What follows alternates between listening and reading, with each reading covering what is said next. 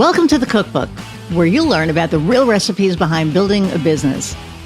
Entrepreneurship doesn't look the same for everyone, and neither does success. You'll hear from entrepreneurs of all kinds, tech founders, coaches, creatives, and spiritual entrepreneurs. People who've taken very different paths and learned powerful lessons along the way. We talk about the wins, the missteps, and the moments who shaped who they are today. I'm Iris Goldfeder, and this is the Cookbook.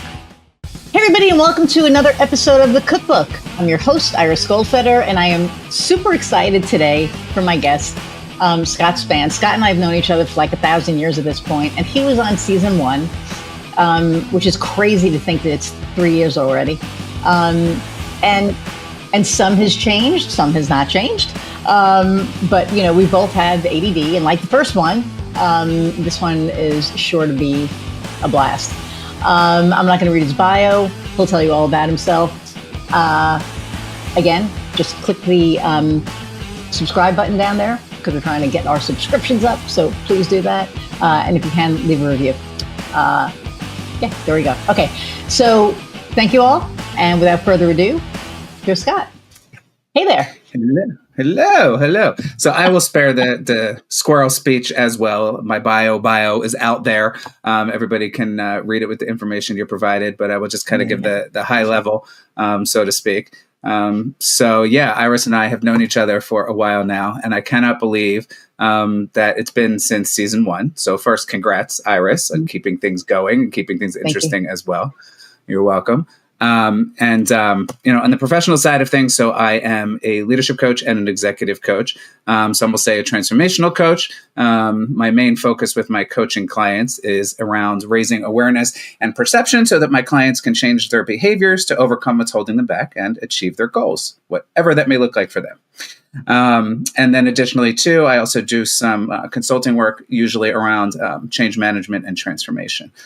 So on the work side, it's all about people for me, pretty much. Well, personal is about people, too, because you're a people person. It is. We're people. Yes. And I was just going to add four-leggers as well as two-leggers. So I have them in here with me as well, rather. So hopefully they will stay asleep for the time being. Yeah. I finally got my office organized.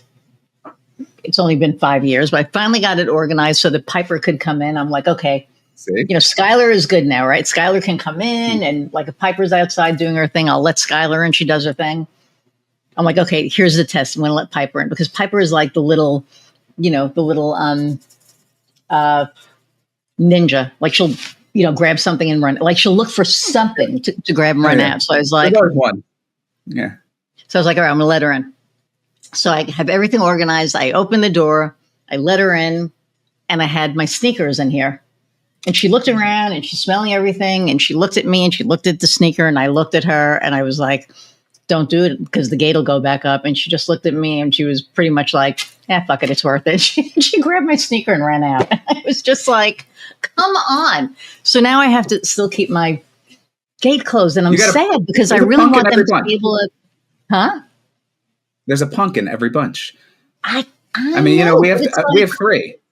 We have 3, and we've got a punk as well, and that's Dolce. And speaking of, sure, we'll get into this again too, but he's our neurodiverse puppy. Literally has a sticker on his vest that says, Papa says I'm special. And when people stop me, sometimes, and they'll go to pet him, I'm like, no, this is not a cute thing. This is a legit thing. I'm like, sometimes he's afraid of shadows. He sees shadows. He gets very skittish. He's got a problem with certain sounds that get him, very upset. He doesn't have, and he's a hound mix. So it's interesting. He doesn't have like a bark per se, but he has a screech, like a little high pitched screech as well, So I said, of course, neurodivergent daddy had to rescue a neurodivergent puppy and give him a good home, Well, and it's funny because I think Piper definitely has ADD. Skylar's just like Skylar, who was crazy in the beginning, has mellowed out. And now she's mellow. Piper is just like, whoo.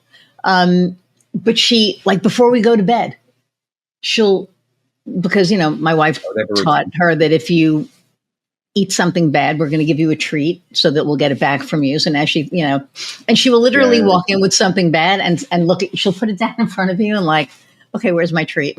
And it's like, no, that's not.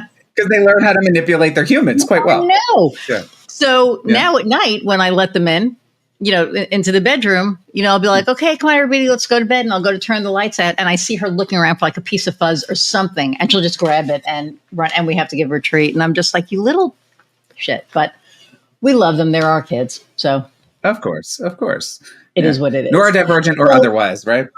I mean, 100%. And I think with the neurodivergence, right, I think that I'm going to say, unless the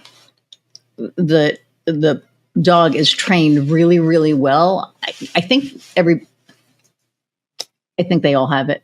Because they all get a squirrel. Where did squirrel come from, right? Dogs. Oh, that's ADD. Yeah, our other one has ADD. Phoenix is the big case of ADD. I call him my little FOMO sapien. Come here, my little FOMO sapien. Hilarious. Because the FOMO is strong with that dog, like very strong with that dog. Yeah. But they keep us on our toes. Yeah. I mean, yes, and we love them, right? And Heather and I are like, the universe always sends us the ones that nobody else could handle. I mean, 100%, because we take care of them and it doesn't matter. And we love them regardless. And we make sure they're okay and safe. And so it is what it is. And it's fun. I mean, it keeps it interesting. I started working with a personal trainer so that I could actually play with them because, without getting out of breath? Without getting out of breath, without, bending down and going, oh, I can't get back up. Oh, that. Yeah. Right. And being able to throw the ball. I mean, I used to be really athletic. I mean, I could throw the ball from far out in the left field to home base. That's how far my arm was. Oh yeah. I was That's better than back me. in the day. Yeah. I used to be very, so I was like, you know what? I need to do something. So I started yesterday, and he started me with pushing the sled like the football players do. So he put the weights on it. Oh, yeah. Okay. You know what I mean? And you get down and so I'm pushing it. And he goes, no. Have your legs behind you. And, so I did it. And I was like, oh, okay. So I did like 3 circuits of different things that he had me do. And by the time I was done, my heart rate was at like 145. And he goes, that's good. You're not going to be able to talk now. And I'm thinking to myself, what are you talking about? Because he said at 120, you're breathing heavy, but you could still talk. But at 141 and over, you're breathing. So, right. So I remember, looking at him, and he goes, so, if you're not going to be able to talk now. And I was like, what are you talking about? It was just like, it was so funny. But I just started thinking about being in the gym and how focused I was, because normally I'd be distracted, and I wasn't. That's yes. While with dogs at exercise, right? So it's funny. I have a morning routine that I started. One of the things that I practice with my clients a lot is around mindfulness as well. I don't claim to be a meditation guru, but I'm very big on mindset, and mindset matters, right? So how do you get yourself in the proper mindset in the morning, right, to start your day? And it's different for everybody, right? Mm-hmm. So my routine now, it changes a little as it gets colder. So we're in the process of it changing. But my routine now is I'll get up, I'll do a quick 15-minute yoga routine. And that usually entails the dogs doing it with me. So there's nothing like trying to start your morning when you're doing puppy pose and having a puppy judge you for doing it incorrectly while they're doing it next to you. I mean, always fun. But then, no, Dad, this is how you do it. Right? But then we have a garden out back as well. And I have a little reading nook that I had made out there, and a little bench, swing bench. And our biggest boy, Lambo, who is 60-pound hound mix, he does morning mindfulness with Daddy. So when the neurodivergent one and the ADD crazy one go in the house, he will stand in front of the bench or sometimes jump up on the bench and stare at me like, so we're going to sit here and do our breathing or what? So then I go over and I sit next to Lambo, and he owns Daddy, which then he throws himself on top of me, and we do our breathing together. And it's really interesting because, petting an animal is very calming. It's very soothing to begin with, right? It lowers the blood pressure. So I'm sitting there petting him and I'm breathing. And sometimes the dog and I will be in sync. In the same breath. With the same breath, with the breathing, Yeah. And some days he'll look at me, and I do that. It's a 15, 20-minute routine too, and when we're done, some days he'll look at me and he'll be like, no, I got to go chase bees. We're not going in yet.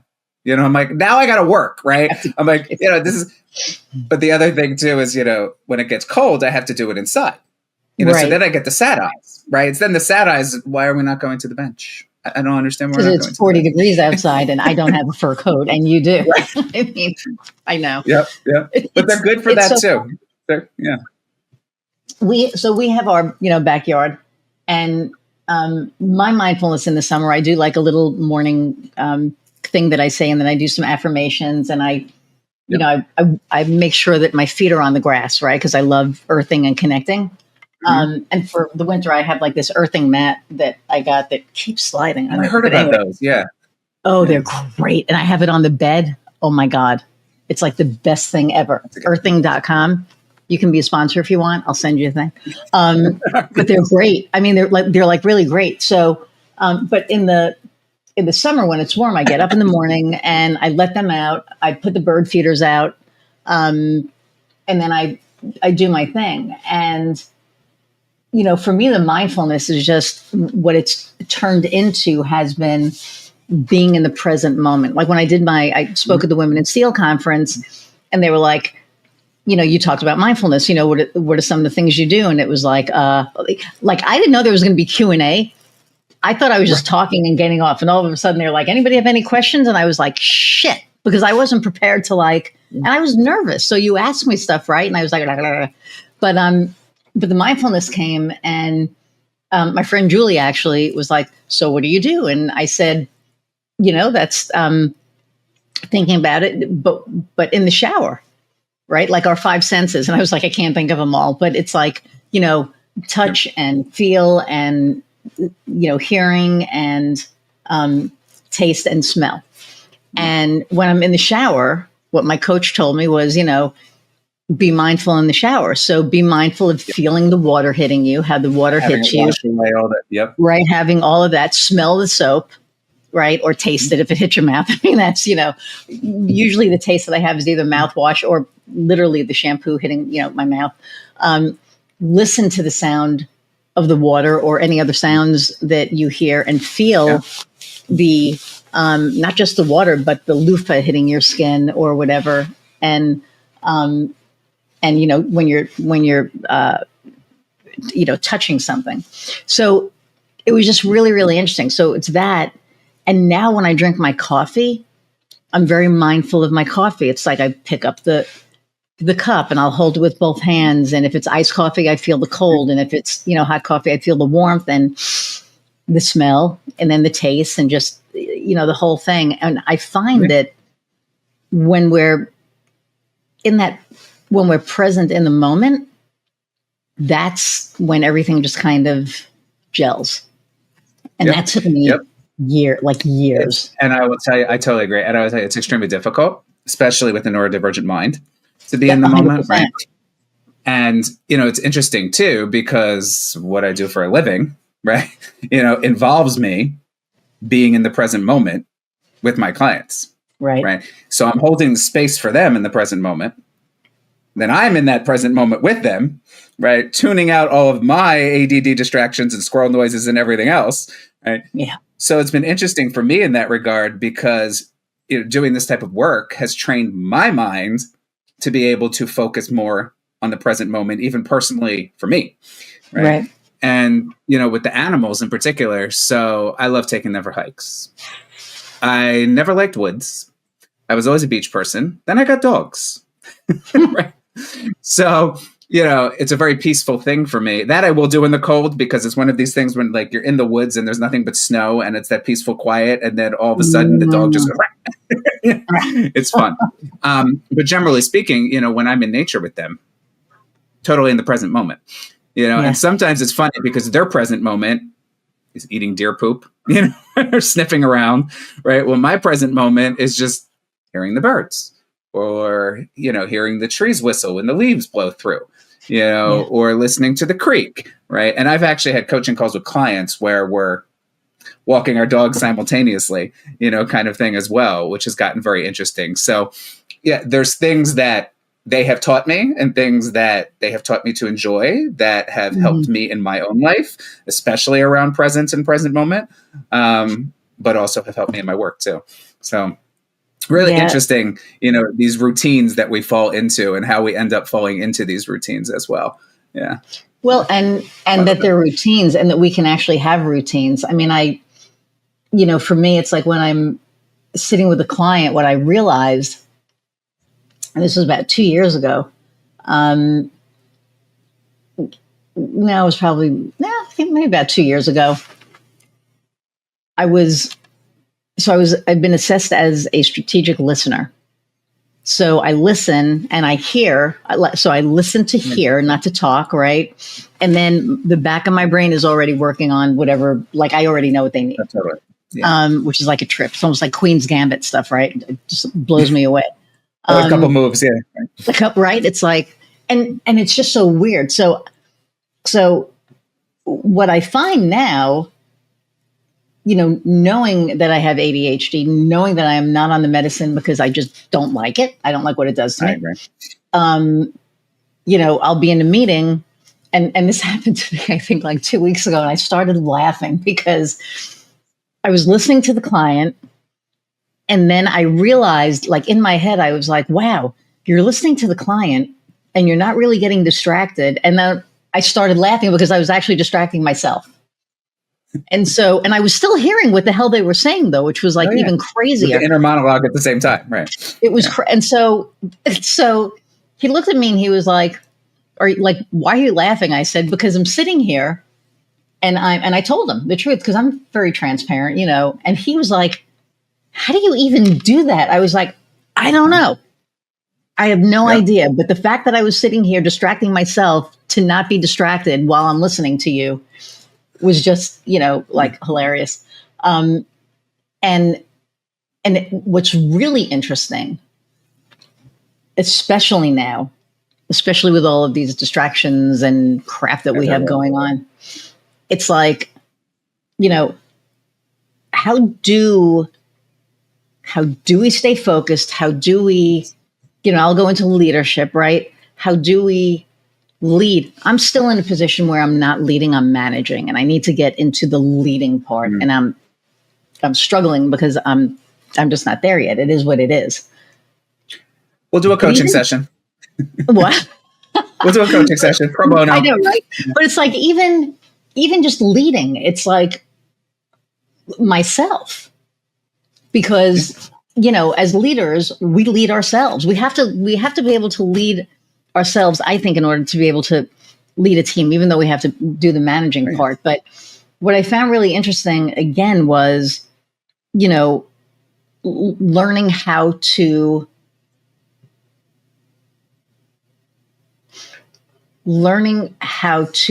be aware of all of the things, because there's so many things. And as a leadership coach, I'm sure you just hear a ton of, holy crap, I have this going on and I have this going on and I'm supposed to be leading this person. I'm supposed to be doing that. What the hell do you. So how do you help people with that? Because especially, again, like we said, you have ADHD, you have to focus on you have to stay focused, and you have to also be able to help them. So how do you manage that? Yeah. Well, it's all the things, right? Including the things. So I had a client send me this Koosh ball because he was playing with fidget toys, right? And then he started playing, he switches them out sometimes. Also ADD client. I work with a lot of neurodivergent clients as well. So then he had one of these. And I was like, oh my God, I haven't seen one of these since I was a kid. So he mailed this to me, right? Which I thought was very nice. So to help me, because two parts to your question, right? To help me stay focused, to help them focus on what they need to be tracking, right, etc. Even, in person or not, right, I will have my thing. So if the hand is busy, the mind is focused. At least that's how it works for me, right? So if I have something to play with, it's like secondary. I've trained my mind that it's like secondary, right? So the primary is, okay, what do we need to do? Kind of focus thing. So it's funny you say that. But, from the helping other people, from the perspective of supporting leaders to be able to still manage, right, as well as lead, there's theory galore, right? But, for me, the bottom line is it's a personal thing, right? So you've got to have enough awareness around who you are as an individual, separate from the leader piece, who you are as an individual, right? What are your personal triggers? What are your personal distractions? What is your personal style around communication, right? What will make you tune out, all of these kind of things. So there's a lot of upfront work that I will do with my clients in these type of situations. Most of it, frankly, is inquiry based, which is premise for coaching anyway. Getting them to start thinking about these things through questioning. Sometimes some would say provocative questioning. I just say direct in certain cases as well. And that will usually then lead them to realize, oh yeah, in this particular situation, I usually, act like this, but I don't like it. Right. And then we can explore, okay, well, why not? Where do you think it's coming from? Right. And then, fast forward, of course, what's the action plan, right, for things you're going to do to actually change how you are in a given situation. Right. The interesting piece for me when I'm coaching clients around this as well, the leadership and the management component is, and I would assume this is for everybody, not just leadership coaches, right? But we all have our own shit. We all have our own lens, right? Yep. Some cases, we also have our own prior workplace trauma. I think you and I talked about this once before as well. So it's what are we bringing that we have to check or put in the back of our mind, right? So that we're not enmeshing with our clients when we're having these type of conversations. And then the balance becomes sometimes, there are things that you or me, in this case as the coach, have experienced, and I'm listening to a client and I'm like, oh yeah, I get this, right? But it doesn't necessarily mean that the way it impacted me or the way I reacted in the situation is the same as what they're dealing with, right? Right. So oftentimes, a client will then ask me, how did you deal with this, right? And that's not coaching, right? Because then it becomes advising or consulting when I'm like, well, so what I'll usually structure with my clients too is we'll do the coaching work, we'll do the inquiry work, the awareness piece. And then, if they want information like that, I'll share the stories at the end of the conversation or we'll talk about it later. The managing piece, however, and the leadership piece comes up frequently, right? Since you said you're dealing with this anyway, comes up frequently for people. Oftentimes, and this has come up with people who would be executives as well as emerging leaders for me in my work. But it definitely happens with those who have been accustomed to being in a management role, which is dealing more with, the people side of things and, all of the minutia related to the people side of things. And, that includes the performance development, but it includes the trust building and includes sometimes drama, all of that stuff that relates to people. Whereas then they get promoted, right? And they're in a leadership position where now sometimes they are responsible for leading as opposed to managing or even being peers with some of the people that they had worked with previously. And the struggle becomes, okay, well, now I have to be a little more process focused, or now I have to be a little more forceful, right? Or now I have to check some of the friendship and the relationship piece, some of this people stuff, some of the softer stuff, so to speak, right? Yeah. Because I'm now responsible for kicking you in the butt for strategy and execution and all of these things that come, from a leadership point of view. And also sometimes too, they're inheriting teams that are a lot larger than what they were accustomed to, right? So they were managing maybe, 3 people and all of a sudden now they're promoted to a leadership position and they're leading 15 people. Right. Right. So, and there's a lot of differences, in what that looks like for folks too. So what I'll do with them in most cases when I have this conversation with clients in this situation, it's to take the step back, right? I could tell them from a theoretical standpoint, right? Or even personal experience, this is what leadership is. This is what management is. Black, white, A, B, check. Doesn't matter, right? I mean, it does, but it's personal thing for people, right? Right. So usually we'll have the discussion around, okay, when you were in a management position, right? What were you doing most of the time? Right? What did you enjoy doing? What did you not enjoy doing? What did you feel confident doing? Right? What did you not feel confident doing? Why? Have that conversation and then similarly get their perspective on what does leadership look like to them. Or a question I often ask my clients too, which I think is important, is what does good leadership feel like for you? Because there is a difference. Yeah. There's a difference between tactical, so to speak, right? And then the emotional side, right? So, first is the identification piece that I'll usually have a conversation with around and, we'll get it out there. Then there's the, for lack of a better description, the action planning piece, right, that we can put into place. Oftentimes, it'll highlight skills gaps for folks because I'm sure you've run into this too. It is amazing how many people are promoted from management positions to, quote, leadership positions where they're just thrown in the deep end of the pond. And it's like, oh, you've reached a certain level. Check the box. Have a nice day.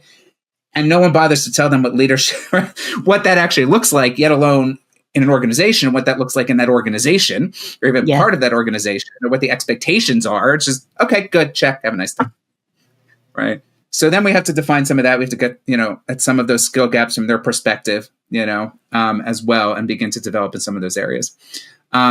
So, in a not so short way to answer your question, right? It's very personal for people, I find, and I find therefore it's extremely important to have that discussion with folks, and the inquiry conversations around what it looks like for them and what it feels like for them and what their concerns are about the differences. And then we can begin to address those. Yeah. But the interesting thing is, I will say, management, people will say, is more about people, right? You've got to manage people. No, you manage things. You don't manage people. So to me, it's like the same thing with leadership, because people say something about leadership. I hear it on both sides, which amuses me, right? But, it's still about people. It's about relationships. It's about fundamentals, I think everything is relationships, period. Yes. That's, regardless of the title, I would agree. Yeah, 100%. So I try and focus on that and try and focus on the people side of things, for folks as well, regardless if it's management or leadership. But usually the big difference is from management to leadership, people. Right. And what I find really interesting, so I had a conversation with someone last week and they were like, you're too focused on the relationship. And I was like, huh? And this is a fellow marketer. And I said, what are you talking about? And she goes, well, you want to build that relationship and then the client almost becomes a friend. And I said, yes, and number one, what's wrong with that? And number two, if I don't care about you, I can't help you grow your business. I can't. It's not right. It's not like I'm mean and I'm like, well, if I am not invested in your growth, I cannot help you grow your business. And if I don't know you and our values don't align, I can't help. So I don't just work with anybody, right? And she's like, well, you're leaving a bunch on the table. And I'm like, no, I'm not. What I'm doing is I'm preserving my sanity because I used to just work with anybody. I used to work with anybody who wanted to pay me. And all that it did was make me realize that I don't want to work with just anybody who's going to pay me. Because sometimes it ends up costing more. Yeah. Right? Emotionally too. Awesome. Emotionally, financially, if your values don't align, then, they want you to do something that you're not really comfortable with. Yeah. Right.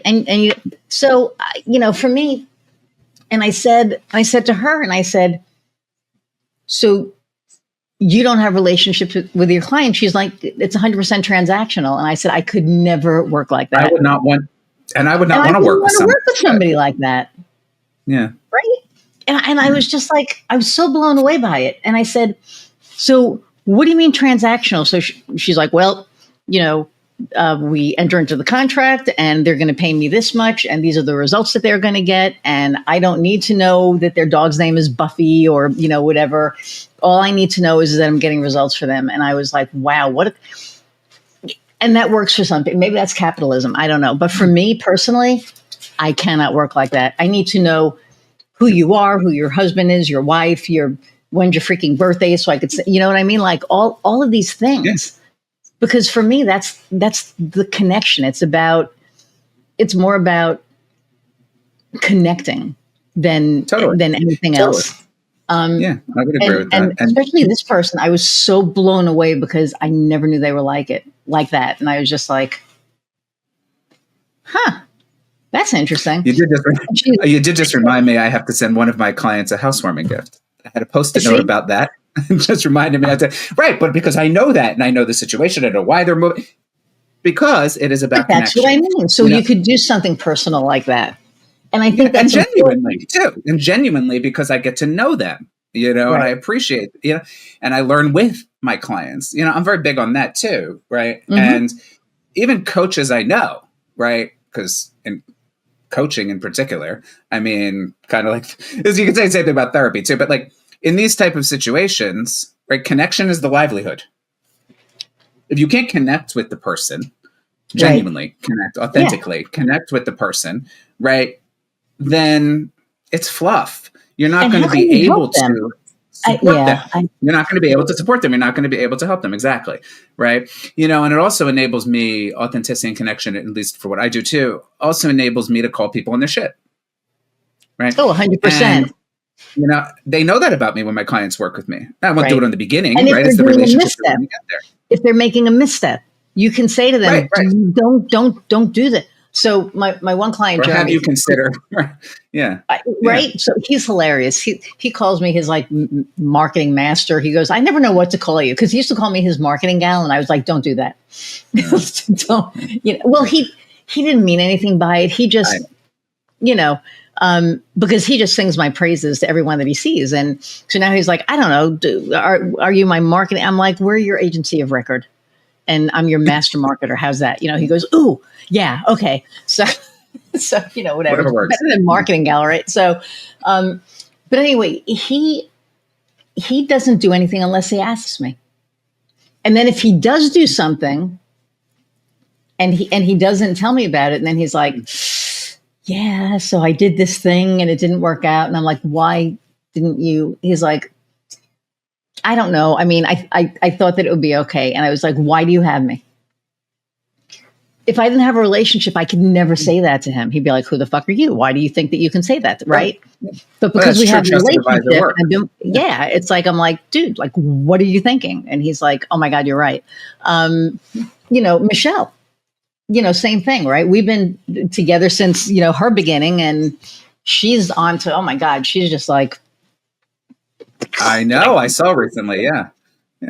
She's just amazing. And, the fact that we've been on our journey together of growth has been just watching her and being part of that has been such a, isn't that genuinely though, like, isn't that an extremely satisfying feeling? I mean, that's not why we do the work we do. Obviously it's not why we do the work we do. Right. But when you see a client who you have formed a genuine connection with to begin with, right, and you've been investing time in supporting them to be successful, right, because you believe that they can, and you like them as a human being, right, and you have a connection, and you want them to succeed because you care want them about to succeed. Right. So when you finally see that happen, it's like, I mean, I don't have kids, but it's like, it's kind of like a proud parent kind of moment, I would imagine. You know what I mean? But so for her, it was funny. So it was like the first year she couldn't afford to do a lot.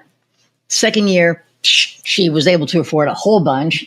Third year, she cut some down. And now in 2026, she's cutting a shit ton down.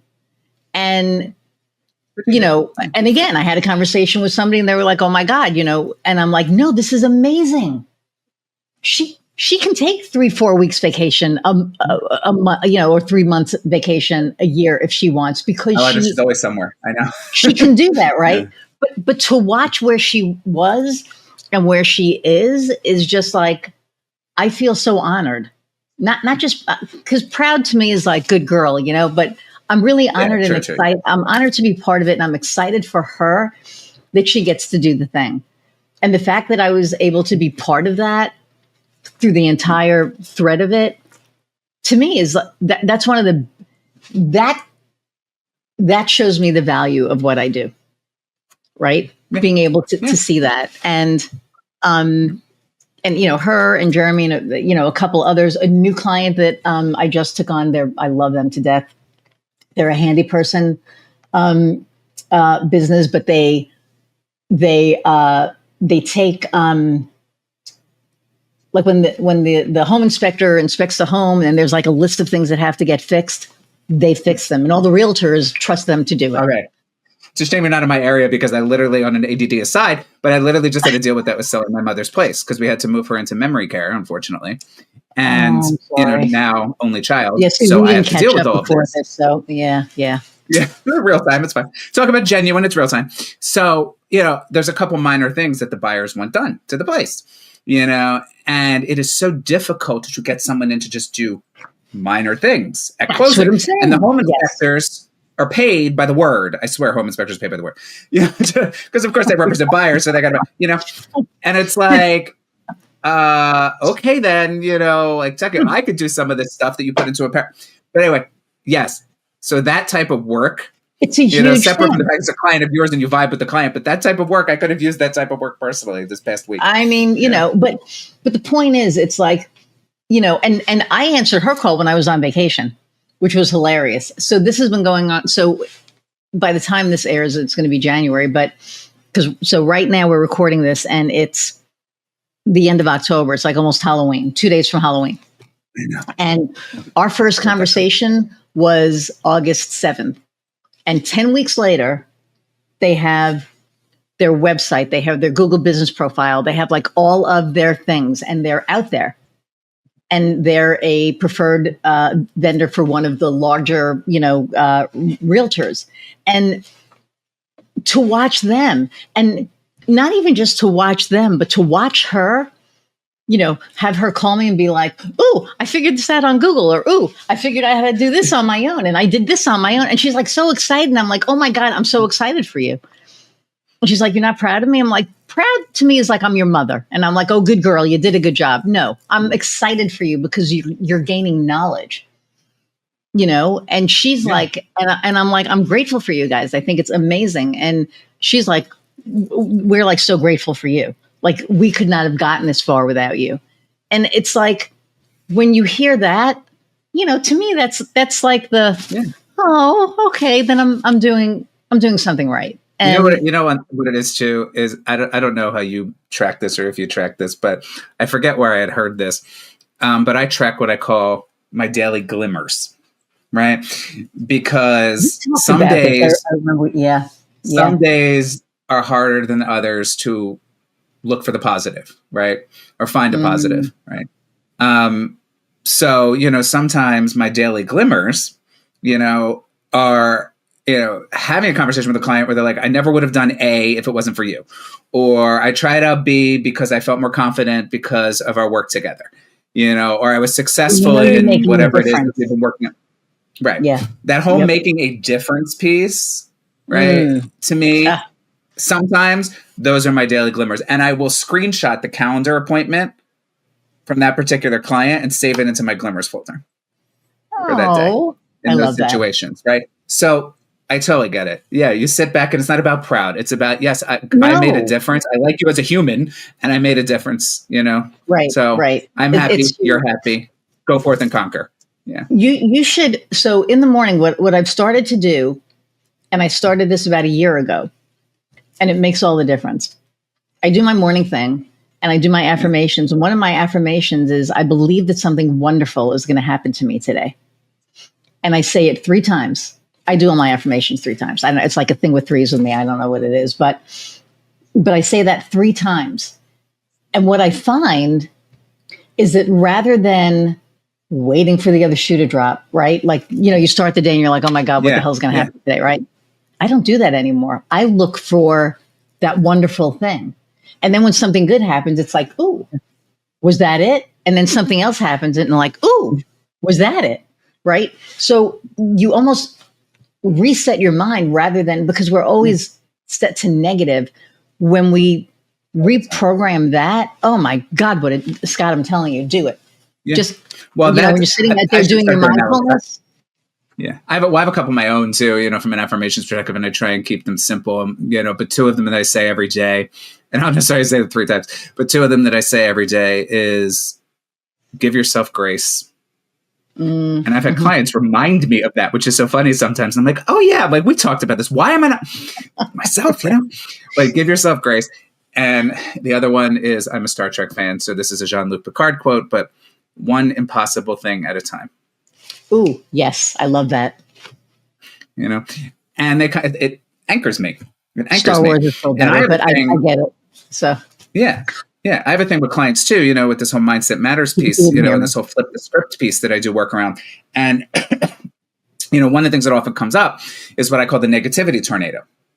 So to your point about how we often go into the negative, right? Yep. Human nature, right? Mm-hmm. But we can begin to spiral in that negativity tornado, right? And once that starts swirling, oh, forget it. You're not landing in Oz. I mean, it is just keep going and going and going, right? So how do you go about flipping the script, right? Changing your mindset to focus on what could go right, or even, what can I learn, as opposed to negativity tornado, right? And I struggle with it myself sometimes. I mean, I've written about this. I'm honest with my clients about it too. It's a work in progress. But like you were saying, I mean, looking for the positive as opposed to the negative, I think is an extremely important, if you can do it, way to train your mind. Yeah. And speaking of writing, I have this book here. Oh, there's the segue. Yes. I know. Nice segue, huh? Lives Lost and Leadership Found, Lessons from Special Somebodies. And this is by Ian Ziskin and the Consortium for Change. So C4C. And C4C is like this coaching conglomerate. And what's funny is you've written a chapter in here. Michelle has written a chapter, and Pallavi has written a chapter, and I know all three of them because we used to be in this LinkedIn group together. But Michelle is my client, but I know Pallavi from there. But anyway, so and Scott wrote a little vignette, we'll call it, and it's funny because. And I apologize to everybody else who's written a book and I haven't read it. I suck. However,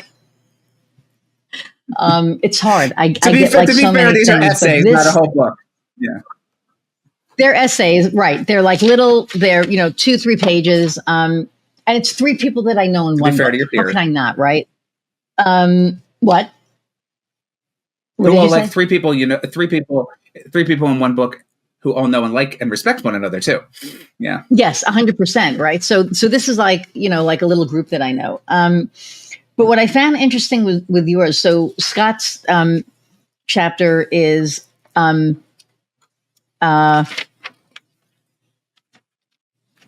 3. It's about 4 pages. 4 pages, 5 pages. What 2,500 words? I think they were all about the same word length, whatever that was.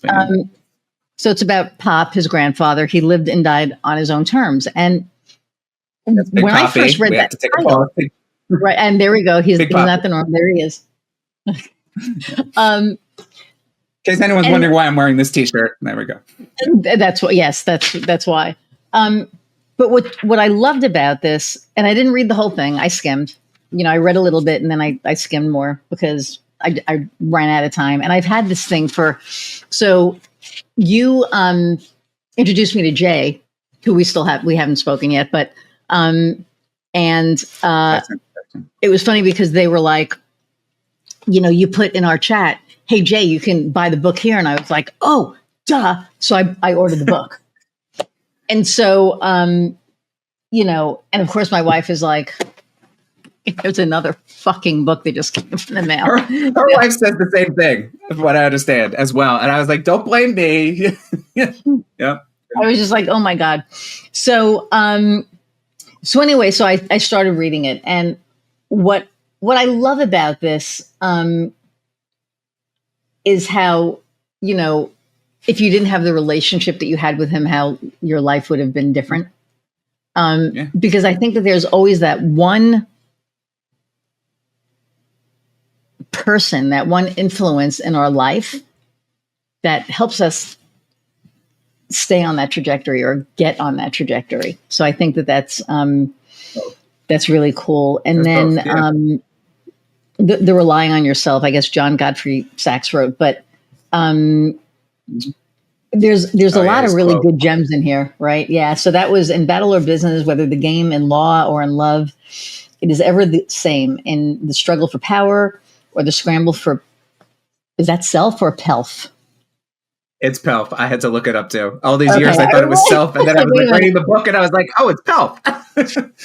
Yeah. Let this be your motto. Rely on yourself. For whether the prize be a ribbon or throne, the victor is he or she who can go it alone. And I found that Yes. really interesting because being able to do things on our own and well, that was the without interesting help. thing, right? And there's nothing wrong with asking for help, though, too. I do want to. No, but you bring up an interesting point about that quote too, right? So, I've had people say to me, "Oh, that's depressing. Like, what, you didn't want to rely on family? Like, wait, you do everything on your own?" I mean, no. It's not what Papa's about with that, right? Although he did have a difficult time asking for help because he didn't like to feel helpless. I think part of that was also generational as well, frankly. Sure. But for Pop, that quote was more focused around preparation, strong will, and determination, right? So my takeaway, and I had this discussion with him before he passed as well. My takeaway is, more so around the importance of preparation, right? Shit's going to happen. You can't control everything. And he would be the first to tell you that, right? But at the same time, you can try to prepare for most possible contingencies in a given situation, right? And he would always give me shit too, because again, this might be the neurodivergent piece we were talking about, but when I would try and prepare for all possible contingencies, and also maybe it's because I'm a Virgo, I don't know, but I have to have an A for a B for a C, right? So I don't just have a plan A or a plan B, there's a plan C as well. This is how my mind is always wired, And he would have to stop me sometimes, like, because we would talk in situations. I used to talk to him every Sunday after the Eagles games as well. Or Monday, but after the games, once a week at minimum. And we talk about everything, business, family, all of that kind of stuff. And regardless of what it was, sometimes he would stop me and he's like, "You're prepared enough. You're fine. You're prepared enough." Because I would keep going, He said, "Now you got to keep moving," which is where the strong will and determination piece comes in.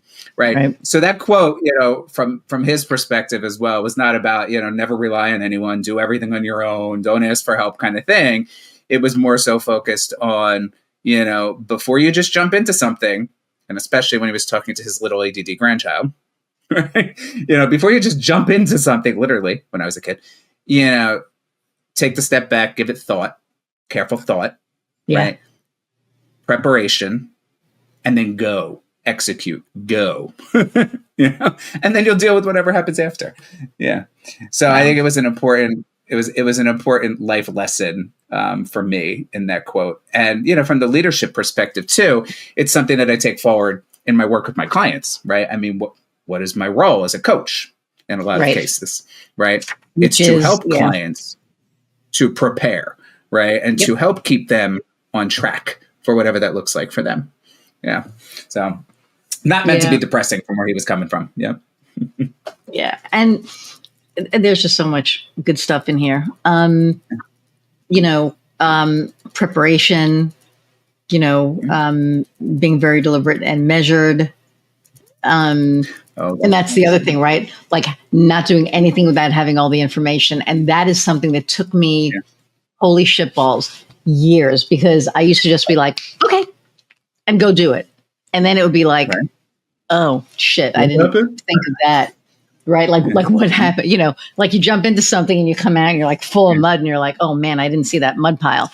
Now, and I think it's because I lean into my ADHD. I see all the angles. Like so I love that. And I think that it's so important because there's so many people out there that think. Like I have a friend who's, who thinks she looks at all the angles, and she'll say something to me and I'll be like, okay, so you thought everything out? And she's like, oh yeah, this, and this. And I'll be like, what about this, and this? And she's just like, I hate you. And I'm like, that's our superpower, right? We literally see everything. So I love that. Is there any, like, what, how did it feel writing this? I mean, this had to be cathartic and like a lot of other things, right? It was. And I can tell you too, I mean, the other contributing authors, some of us have chatted about this too.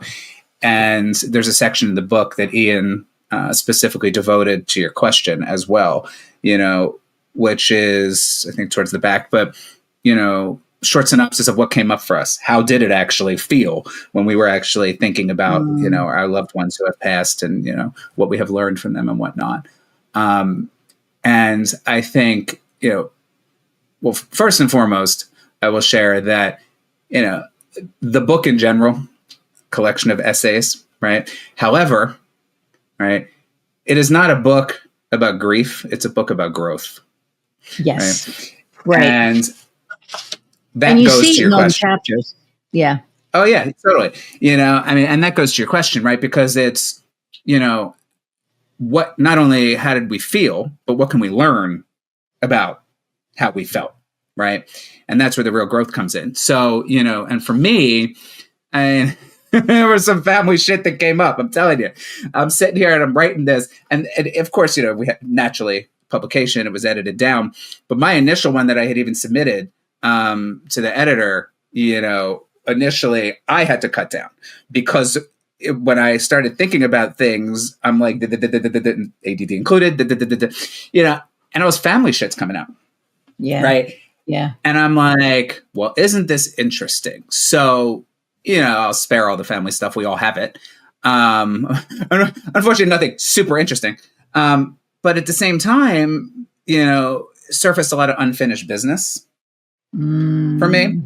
And I had to take a step back and process some things that I had not necessarily processed yet about, certain interactions with individuals in the family, certain dynamics in the family and how I see them manifest now too, professionally and personally with other people as well as myself. Excuse me. And I had to put a lens on it and say, okay, wait a second, right? If I put my client coach hat on myself, right, in this particular situation, what did I learn? It's like, yeah, the emotions were, all over the place to an extent, right? But what did I actually learn? And the takeaway overall, the 3 or 4 things I did learn are in the book. But the big takeaway around what I learned overall for me, this is gonna come out very Scott, but is, shit happens to everybody, right? First of all, it's choosing to face that, right? Yep. Second of all, it's choosing to reflect upon that. And then thirdly, it's the now, what can we learn from that? As opposed to brushing under the rug, right? Oh my God, yes. Then we can move forward, right? And there's a big piece around, and this, I'm still working my way through all of the chapters from all of my peers. But from the ones that I have read thus far, I've seen, a consistent theme across the board as well, right? Which is, on this whole piece around, the learning component of things, the growth component of things. Of course, there's a letting go piece, right? So, and that's part of the grieving process in general, Yeah. But it's, learning what to let go of. And then the process itself, which is different for everybody, of how to let go. And another thing I work with my clients around, right? So when I was doing this, writing this chapter, I was doing this book, I had to take several pauses, and do unto me, so to speak, as I do work with others in that regard, and overall, that was an emotional process. But it also made me laugh, made me smile a lot as I reflected back on certain things that I realized why certain things happened the way they did. And like, okay, now I know why you did that or said that or, like that. Right. It's like, oh, that makes sense now. Yeah. Right, or that makes sense. Yeah. Yeah. Or even that made sense. And damn, that was screwed up. Right. But it made sense. Yeah. I think we all have that. Holy crap. What was that? Yeah. And in reading Ian's, so we talk about those 4 questions that that we talked about. And, very Passover, right? Yes. Exactly, right. Why is tonight different than any other night? What did we learn from people important to us during their lives and deaths? Can anything positive be gleaned from their passing? That's going to choke me up. How have these experiences of loss changed us as leaders and people and as people?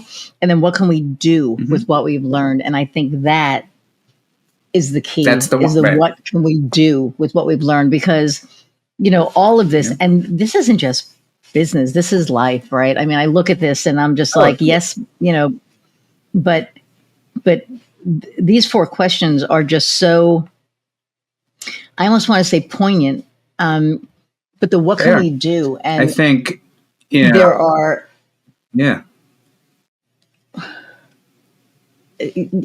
we learn so much, but what do we do with what we learn?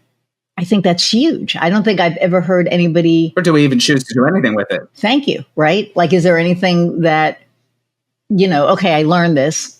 Can I use this? Or I learned this. Have I ever given it a second thought to see if I can use it? Right. You know what I mean? So I think, I just think lessons are, wow, this is just, Yeah. now that I'm it's looking at interesting this, for I'm me like, too, right? shit, I'm So- going to have to just like read Yeah. more. But when you go through the other chapters again, it's a very good lens. And I think that, Ian did an excellent job in framing this up. I mean, he's got his own chapter in there as well, which is, where the idea of the book came from, and for all of us, I think I can say that contributed. I mean, it was a privilege and an honor to be able to do so, for a multitude of reasons. I think too, one of the interesting pieces, right, is, we all went through some kind of something personal when we were doing this, sure. right? But to be able to come back and reflect on the questions, right, and say, okay, so we went through all of this, we realized all of these things, right? But how have these experiences impacted us and changed us? What have we learned? And my addendum to that is not only what have we learned, but how can we pass that learning on, right? That's the continuing to make a difference piece, right? As well. Yeah. Yes. The I'm not going to say passing of the torch, but the passing of the knowledge, because I think that, I think oftentimes, I remember when I was a kid and, the adults were like, when I was your age, this happened and blah, blah, blah. And you're like, yeah, whatever. Like, you don't want to hear it, right? And it's how it's framed. And I find myself now, talking to my younger relatives, like, oh my God, when I was your age. And I'm like, no. Shh. Because that made it become like, la, la, la, la, la, right? Like, la, la, la, la, la, I can't hear you. So now I reframe it. And it's like, my experience that I had was this. And the reframe, see, I'm telling you, I think everything is dependent on that reframe. How we reframe that negative crap into positive. How we reframe, how we say things so that they're heard and consumed in a more, or how they're heard in a more consumable way. You know what I mean? So I feel like there's a lot of that in here. Yeah. Well, it's a premise. I mean, that's the premise, right? So, the overall book itself, I mean, everyone's contributions, right? It's not just, okay, this is sad. We all lost someone. We grieved, right? But it is looking at least in the chapters I've read this far too, it's looking at the happy moments and the positives, of what we learned through that sad grieving process, or through these individual circumstances, right? And, it's interesting for me too, personally, while we're on this conversation anyway, so, this. So both of my parents, unfortunately, have dementia. My dad has been in skilled nursing for going on 5 years now, with Parkinson's and dementia. And he's only 81.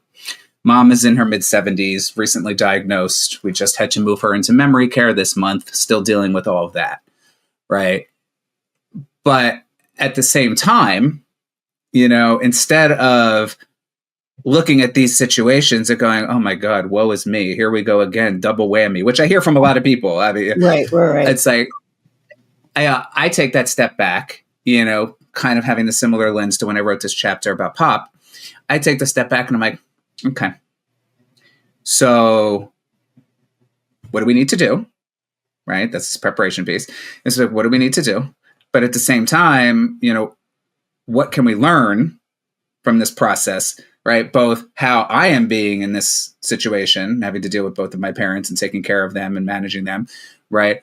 How the way that I am acting or behaving or managing, right, is influencing their behaviors, right? Because with dementia, it's very easy to tell when you set them off, right? You may not always know why, but you can tell. They'll let you know, you know? And it's been a process for me to kind of say, okay, yeah, it's a shitty situation, right? Yeah, there's certain things I have to let go of, right? But on that whole pop determination execution piece, because look, mom is his daughter. You know, some days more than others. But, you know, it's also the fact of how do I go about supporting this individual through what they're going through and still manage me at the same time with a lens of learning and support instead of a lens of negativity and woe is me. Right. Yeah. And, you know, I'll give you an example. So it was last week, I think. I hadn't seen my mom in about a week because I was traveling for business. So I went over to her new place to visit with her. And every time I go, I bring flowers, yellow flowers, because yellow is her favorite. So she knows I was there. You know, and walk in. You never know what you're going to get, right? In these situations with dementia, you never know, including from the other residents, by the way. So, you know, I'm doing my breathing, doing my mindfulness before I walk in, stop in the parking lot to, you know, center myself, whatever. And I found myself when I was doing that, again, to the ADD with the back of the brain and all the moves, right? But I found myself while I was doing that, going towards the negative. Oh, she's going to be in a bad mood. Oh, what if she pooped? Oh my God, what if they didn't feed her? Oh, what if that? I was like, I'm in the car, right? If anyone saw me doing this, the parking lot, people would be like, we're going to admit you. But I was like, because I literally am sitting in the car talking to myself. And then I'm like, I snapped in my own ear. I'm like, snap the hell out of this, right? Kind of thing. You know? And I started thinking, okay, how can you give mom what mom needs? Depending what you see when you walk in the door, but how can you give mom what mom needs and still take care of you at the same time? Right. Because she will know if you're upset. Very attuned with most cases dementia too, very, very much so more plugged in and attuned to emotions, right? And behaviors as well. So like if you're upset, like they will pick up on that and then they will become upset. They won't know why, but they will pick up on that and they will become upset. And I was like, I do not need this happening, right? So I changed my self-talk. You know, my whole tape's in my head. Okay, fine. I go in. I see her sitting with some of the other residents, but she's well groomed, well dressed. They had a nice fancy outfit on her, whatever. They take good care of her. But she's got her head down like this, and she's not watching TV, and she's just like completely disengaged, right? And I'm like, okay. I'm like, now I could be sad about this, and I could be upset about this. Or what I could do is I could take my learning, right, from prior interactions with my father in similar situations and change my energy and see if it changes her energy, give it a shot and see what happens, right? So put some stuff in her room. I came back over and I always joke with her when I see her, you know, I get my sense of humor from my father. So I went over and I kissed mom on the head and I said, Mama Shanum, Yiddish, but I said, Mama Shanum, I said, how are you, sweetie? She kind of just looks at me and the eyes just like light up, you know, and I'm like, oh, okay, good. I'm like, she's not overly depressed. She's just super happy to see me, right? Yeah. So then I said to her, what you doing? I don't know. I'm sitting here half watching TV. I said, all right. I said, when we get some exercise, I said, get up, grab Bessie. She named her walker Bessie. Apparently, the old people name their walkers. Fine. Okay. So she grabbed Bessie. We started doing some laps down the hallway. Right? So why not? Right. So we're doing laps. So we're doing some laps up and down the hallway with Bessie, you know. And her mood just changed. Wow. You know, she was moving. She was happy. She was moving fast. Her gait was good, you know, whatever. And then after a couple laps, she just stops. And I said, instead of getting frustrated myself or concerned, right? I said, what's up, Mamala? I said, wait, Nita, so you want to relax? She goes, well, I think I want to go to my room. I said, well, I don't like you laying down in the middle of the day. I said, you know that. I'm a big proponent of no sundowning. I said, you know that. I said, so how about I make pretty? I said, you want to make pretty? Yeah. face lights up. She gets this big smile. Make pretty as I do her hair. We have the Jewish curls, both me and my mother. Right. My father has the thin hair. So, but she knows exactly what I mean. So I take her in her room, start doing her hair, make pretty, and crimping her. She's smiling. She's all so happy looking in the mirror while I'm doing her hair, whatever. So then I'm happy. I'm like, you do what you can do in that moment. You know what I mean? And you try and focus on the positive instead of all the negative shit. Right. And then she didn't pick up on that because I didn't come in like that. Right. Right. So it's but a if lesson you in would how have to come in control like that, she just would have just spiraled. Right. So it's a lesson in self-management, but it's also a lesson in how that impacts others. Yeah. And how our behaviors, whether we are intentional about them or intentionally know it or not, rather, are impacting others as well, so that we can be intentional, is what I meant to say, in our behaviors, And then, and this one's got me a little bit because this hasn't happened in a while, but so her caregiver is with her, and she asked me a question, so I had to come out of the bathroom to grab something for Catherine. And Mom sticks her head out of the bathroom. She goes, "You talking about me?" So I told her, I said, "No, Ma, so I'm just telling them about your diet and how you can't have sugars and everything else, And she's walking over. She comes over next to me. So I put my arm around her and I'm talking to Catherine at the same time. I'm like, Mama can't have sugars, this, that, and the other. And as I'm doing this, I got my arm around Mom. She puts her arm around me and she leans, puts her head like this. So we're just like the hugging, and she's just sitting there, listening, because I engaged her in the discussion, and then, and now we're huggy, and when she went back to the bathroom, it was funny. Catherine goes, "She lights up like that when you're here." Now, some could say it's because I'm her, I'm her Zindo, I'm her son, right? But again, it's also the energy. It's 100%. Also the mood, that I bring. It's not necessarily the things that I do per se, right? So, there's a lesson and a learning. My whole point with this long-winded personal story, but there's a lesson and a learning in everything. And we can choose to take a pause and change our behavior and focus on the learning, right? And try to adapt and try and approach things differently, right? Which in most cases will probably benefit us and the other individuals we have to interact with. Sure. Yeah. Or we can stick to our guns and say, screw it, right? And come into every situation the same old-fashioned way we used to or might have done it all the time, right? And dig our feet into the ground and continue to get frustrated and continue to get upset and continue to get irritated and wonder why things never change and why situations are, in fact, negative when they could be a little less negative. Right. So that, is where the learning was for me in the situation, a real life example. And it's interesting too, because it's the same to come to the book, right? It's the same in the workplace as it is in life in certain situations, right? And the situation like this is kind of one of those, right? I mean, professionally, to what you were saying earlier in our conversation about, human connection and knowing our clients and values alignment and wanting to work with people and all of that, right? Professionally, it's still taking the pause to check our own shit and to try to adapt the way we engage with, our clients in a way that we know the client is going to not just receive it the best, but get the best results. Right. Right.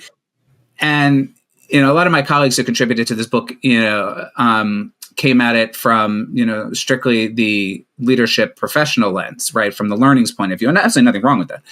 But for me, I've had conversations around this book, and I've bought a bunch of copies that I have sent to people. And that includes, two of my facilitators from two of my Alzheimer's support groups. That includes, several care managers that I have worked with, right? I shared it in one of my Alzheimer's support groups as well. And I had to order a dozen copies for folks, right? Who have been coming to me, and saying what I had been reading here not only made me cry, but made me cry in not a bad way kind of thing, but there are things that I did not even consider and I did not even think about. Right. And what's interesting is, of course, Ian structured the book, around the premise and organized it very well in that regard. Right. But they're personal stories. They're personal essays. Right. Right. So, for people to read them, but glean these things, from different essays in the book. Right.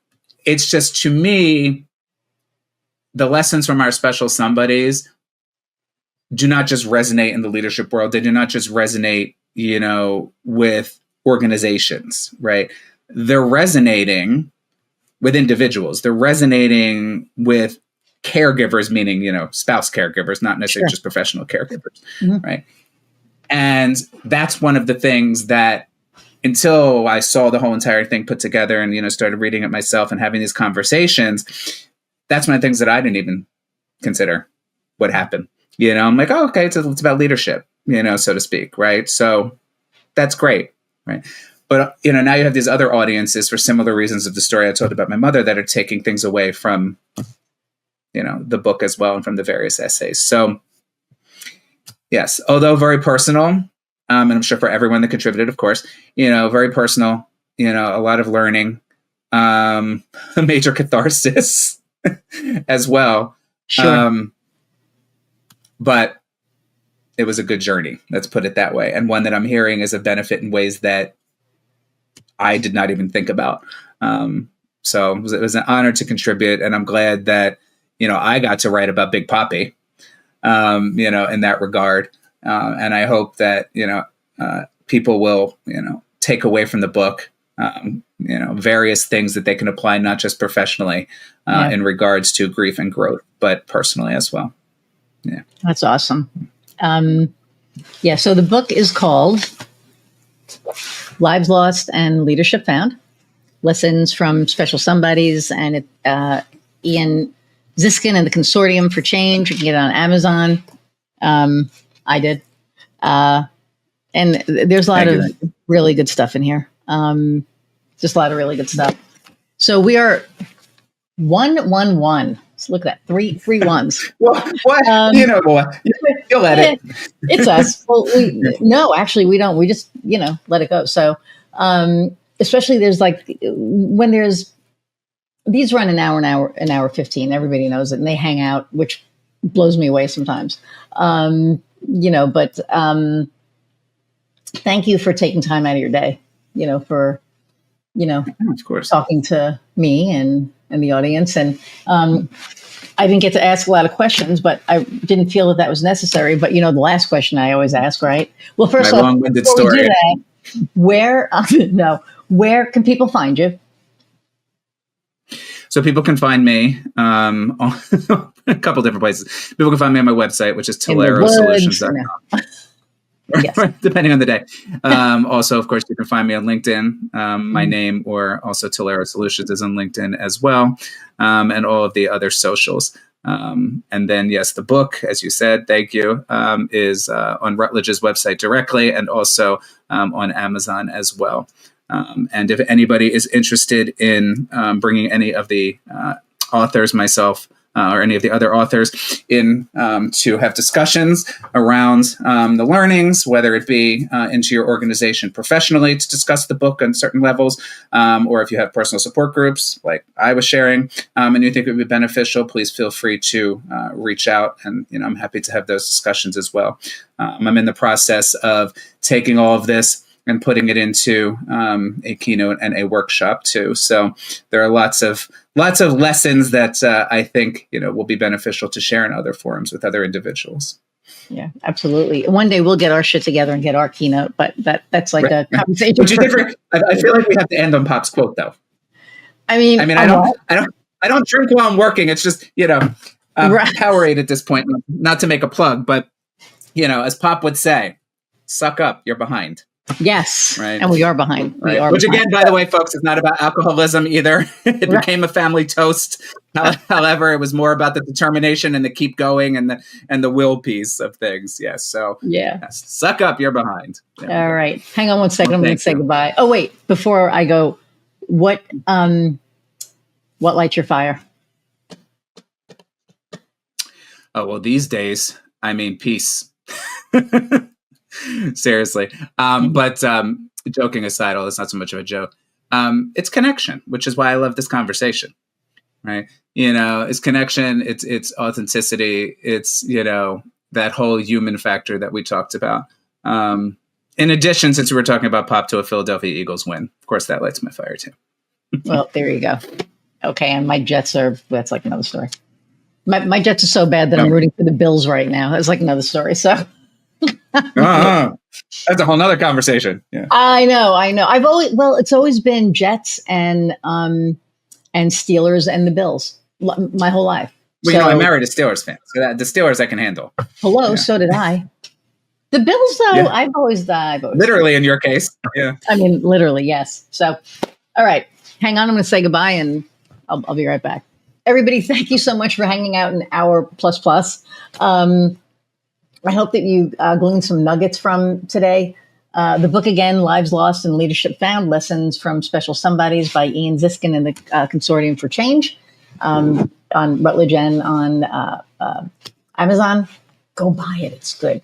And there's 3 people that I think are pretty damn awesome that are in the book. So, yeah, thank you so much. Don't forget to, subscribe, but leave a review. Let us know what you thought about this episode. In the comments, if you can, any nuggets that you've gleaned would be amazing. And thank you again for hanging out as long as you do and for listening to this. And I know that they get long, but you all just hang in there. So I appreciate it.